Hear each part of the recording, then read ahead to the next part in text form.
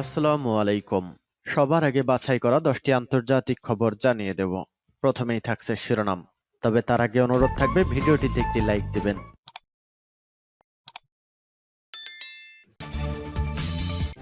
দখলদার ইসরায়েলি বাহিনী এবং ফিলিস্তিন পুরোদমে যুদ্ধ চলছে। জানিয়ে দেব হাতে থাকা সর্বশেষ আপডেট আন্তর্জাতিক সংবাদ। প্রথমেই সংবাদ শিরোনাম। ইসরায়েলে হামলা চালাতে কেন দেরি করছে ইরান। এরপর জানিয়ে দিব মঙ্গোলিয়া সফরে গিয়ে গ্রেফতার হতে পারেন পুতিন। এদিকে গাজার খান ইউনিস ও দের আল বালাহ শহরে অভিযান শেষ করল ইসরায়েল।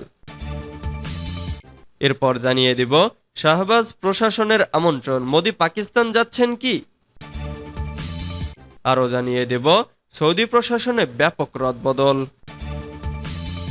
সর্বশেষ জানিয়ে দেব পানি বন্টন নিয়ে বাংলাদেশের নতুন প্রস্তাব, যা বলল ভারত। এতক্ষণ শুনছিলেন সংবাদ শিরোনাম, এবারে বিস্তারিত। তবে অনুরোধ থাকবে ভিডিওটিতে একটি লাইক করবেন এবং কমেন্ট করে জানিয়ে দিবেন কোন জেলা থেকে আপনি আমাদের এই ভিডিওটি দেখছেন। ইসরায়েলে হামলা চালাতে কেন দেরি করছে ইরান। ইরানের রাজধানী তেহরানে হামাস প্রধান ইসমাইল হানিয়া হত্যাকাণ্ডের প্রায় 1 মাস হয়ে গেল ইসরায়েলে হামলা চালায়নি ইরান।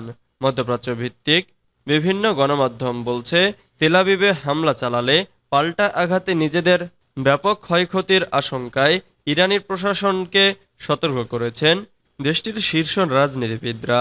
গেল 31শে জুলাই তেহরানে নিহত হন হামাস প্রধান ইসমাইল হানিয়া।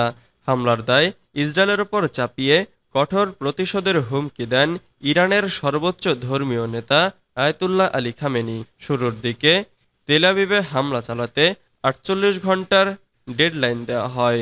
পরে বলা হয় কয়েকদিনের মধ্যে নেওয়া হবে কঠোর ব্যবস্থা। তবে ঘন্টা পেরিয়ে দিন আর দিন পেরিয়ে মাস হয়ে গেলেও এখনও প্রতিশ্রুতি বাস্তবায়ন করেনি ইরান। কেন সরাসরি হামলার ঘোষণার পরও কোনো পদক্ষেপ নিচ্ছে না তেহরান, এ নিয়ে উঠছে প্রশ্ন। ইরানের এই নিশ্চুপ থাকার পেছনে কারণ নিয়ে প্রতিবেদন প্রকাশ করেছে মধ্যপ্রাচ্য ভিত্তিক বিভিন্ন গণমাধ্যম। বলা হচ্ছে, তেল আবিবে হামলা চালালে পাল্টা আঘাতে নিজেদের ব্যাপক ক্ষয়ক্ষতির আশঙ্কা করছেন ইরানের শীর্ষ রাজনীতিবিদরা। এ বিষয়ে প্রেসিডেন্ট মাসুদ পেজেশকিয়ান প্রশাসনকে বরাবর সতর্ক করেছে তারা। মঙ্গোলিয়া সফরে গিয়ে গ্রেফতার হতে পারেন পুতিন। আগামী সপ্তাহেই মঙ্গোলিয়া সফর করবেন রাশিয়ার প্রেসিডেন্ট ভ্লাদিমির পুতিন। তবে মঙ্গোলিয়া সফরে গেলে দেশটি পুতিনকে গ্রেফতার করতে দায়বদ্ধ বলে জানিয়েছে আন্তর্জাতিক অপরাধ আদালত।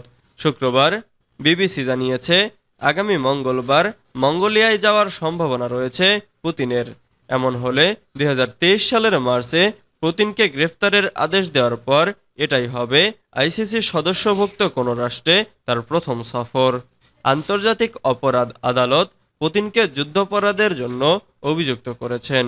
এই অভিযোগের বিষয়ে বলা হয়েছে, 2022 সালের ফেব্রুয়ারিতে ইউক্রেনের সঙ্গে যুদ্ধ শুরুর পর দেশটি থেকে অসংখ্য শিশুকে বেআইনিভাবে রাশিয়ায় নিয়ে যাওয়ার দায় রয়েছে পুতিনের।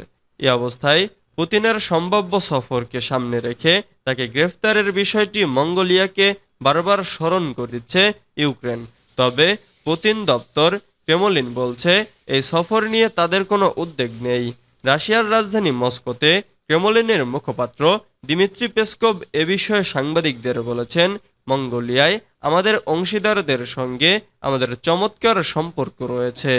পুতিনের সফরের সমস্ত দিক নিয়ে রাশিয়া খুব সাবধানতা অবলম্বন করছে বলেও জানান পেসকভ।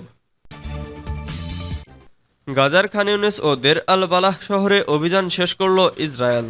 ফিলিস্তিনের গাজা উপত্যকার দক্ষিণের খান ইউনিস ও মধ্য গাজার দের আল বালাহ এলাকায় গতকাল শুক্রবার সামরিক অভিযান শেষ করেছে ইসরায়েল। দেশটির সেনাবাহিনী এ তথ্য জানিয়েছে। তাদের দাবি, মাসব্যাপী এ অভিযানে 2.5 শতাধিক হামাস যোদ্ধাকে হত্যা করা হয়েছে। আল জাজিরার এক প্রতিবেদনে বলা হয়, সেনা প্রত্যাহারের আগ পর্যন্ত খান ইউনিস ও দের আল বালাহ এলাকায় তাণ্ডব চালিয়েছে ইসরায়েল। গতকাল ফিলিস্তিনের বেসামরিক প্রতিরক্ষা বিভাগ থেকে অন্তত 9 জনের মরদেহ উদ্ধার করে ইসরায়েলি সামরিক বাহিনী বলছে। এ অভিযানে ফিলিস্তিনের স্বাধীনতাকামী সংগঠন হামাসের 6 কিলোমিটার দৈর্ঘ্যের সুড়ঙ্গ পথ ধ্বংস করা হয়েছে। উদ্ধার করা হয়েছে 6 জিম্মির মরদেহ। বাহিনীটির এক আরব মুখপাত্র গতকাল সামাজিক যোগাযোগ মাধ্যমে ঘোষণা দেন, দক্ষিণ গাজা উপত্যকায় যেসব ফিলিস্তিনিকে শহর ছাড়তে বাধ্য করা হয়েছিল তারা এখন ফিরতে পারবেন। এর মধ্য দিয়ে খান ইউনুস ও দের আল বালাহ আবারও নিরাপদ মানবিক অঞ্চলে পরিণত হলো। শাহবাজ প্রশাসনের আমন্ত্রণ, মোদি পাকিস্তান যাচ্ছেন কি? সাংহাই সহযোগিতা সংস্থার বৈঠকে অংশগ্রহণের জন্য ভারতের প্রধানমন্ত্রী নরেন্দ্র মোদীকে এবার আনুষ্ঠানিকভাবে আমন্ত্রণ জানিয়েছে পাকিস্তান। গতকাল বৃহস্পতিবার পাকিস্তানের পররাষ্ট্র দপ্তরের মুখপাত্র মুমতাজ জাহরা বালোচ এক সংবাদ সম্মেলনে এ তথ্য জানিয়েছেন। ভারতীয় সংবাদ মাধ্যমের প্রতিবেদনেও বলা হয়েছে, চলতি বছরের অক্টোবরে পাকিস্তানের ইসলামাবাদে এসসিওর 2 দিনব্যাপী সভা অনুষ্ঠিত হবে। 15 থেকে 16 অক্টোবর এ বৈঠক অনুষ্ঠিত হবে। পাকিস্তানের পররাষ্ট্র দপ্তরের মুখপাত্র মুমতাজ জাহরা বালোচ বলেন, এ বৈঠকে অংশ নেয়ার জন্য সংস্থার সদস্য রাষ্ট্রের প্রধানদের আনুষ্ঠানিকভাবে আমন্ত্রণ পাঠানো হয়েছে। যদিও এতে বেশ কয়েকটি দেশ সাড়া দিলেও ভারত এখন পর্যন্ত কোনো প্রতিক্রিয়া জানায়নি। বালোচকে ভারত পাকিস্তানের সম্পর্কের বিষয়ে প্রশ্ন করা হলে তিনি বলেন, ভারতের সঙ্গে পাকিস্তানের সরাসরি কোনো বাণিজ্যিক সম্পর্ক নেই। এর আগে ভারত ভার্চুয়াল ফরম্যাটে এসসিও বৈঠকের আয়োজন করেছিল। সে সময় পাকিস্তানের প্রধানমন্ত্রী শেহবাজ শরীফকে সেখানে অংশগ্রহণের জন্য আমন্ত্রণ জানানো হলে তিনি বৈঠকে অংশ নেন। সৌদি প্রশাসনে ব্যাপক রদবদল। সৌদি আরবের প্রতিরক্ষা মন্ত্রী প্রিন্স খালিদ বিন সালমানের সুপারিশের ভিত্তিতে দেশটির প্রশাসনের ব্যাপক রদবদল আনা হয়েছে। বৃহস্পতিবার এ সংক্রান্ত রাজকীয় ফরমান জারি করা হয়েছে বলে জানায় আরব নিউজ। রাজকীয় ফরমানে বলা হয়, যৌথ বাহিনীর কমান্ডার লেফটেন্যান্ট জেনারেল মুলতাক বিন সালেম বিন মুলতাক আল আজিমা সামরিক চাকরি থেকে অবসর নেবেন, কেননা তাকে রয়্যাল কোর্টে উপদেষ্টা হিসেবে নিযুক্ত করা হয়েছে। নৌবাহিনীর chief of staff lieutenant general Fahad bin Abdullah bin Saleh Al গুফাইলিকে তার পদ থেকে অব্যাহতি দেওয়া হয়েছে। তাকে লেফটেন্যান্ট জেনারেল পদমর্যাদায় deputy chief of the general staff হিসেবে নিযুক্ত করা হয়েছে। এদিকে major general Fahad bin Hamad bin Abdul Aziz Al Salman lieutenant general পদে উন্নীত হবেন এবং যৌথ বাহিনীর কমান্ডার হিসেবে নিযুক্ত হবেন। মেজর জেনারেল ফাহাদ বিন সৌদ বিন ধুয়াইহির আল জুহনি লেফটেন্যান্ট জেনারেল পদে উন্নীত হবেন এবং স্থল বাহিনীর প্রধান স্টাফ হিসেবে নিযুক্ত হবেন। পানি বণ্টন নিয়ে বাংলাদেশের নতুন প্রস্তাব, যা বলল ভারত। বাংলাদেশের পূর্বাঞ্চলের 11 জেলায় স্মরণকালের ভয়াবহ বন্যা দেখা দিয়েছে। এই বন্যার পেছনে অনেকে ভারতকে দায়ী করছেন, তবে দেশটির দাবি বাংলাদেশে বন্যার কারণ ভারী বৃষ্টি, এতে তাদের কোনো হাত নেই। একই সঙ্গে বন্যা ঠেকাতে বাংলাদেশের নতুন প্রস্তাব বিবেচনার কথাও জানিয়েছেন ভারত। শুক্রবার 30 আগস্ট সাপ্তাহিক ব্রিফিংয়ে এই ইঙ্গিত দিয়েছেন ভারতের পররাষ্ট্র মন্ত্রণালয়ের মুখপাত্র রণধীর জয়সওয়াল।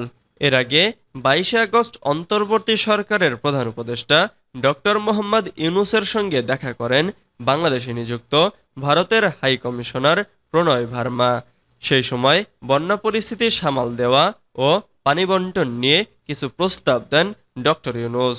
সীমান্ত ব্যবস্থাপনা নিয়ে দুই দেশের সীমান্তরক্ষী বাহিনীর মধ্যে যে ধরনের বোঝাপড়া ও মেকানিজম রয়েছে সেই ধাঁচের অভিন্ন নদীর পানির ব্যবস্থা ও বন্যা পরিস্থিতি সামাল দিতে উদ্যোগী হওয়ার প্রস্তাব দেন তিনি।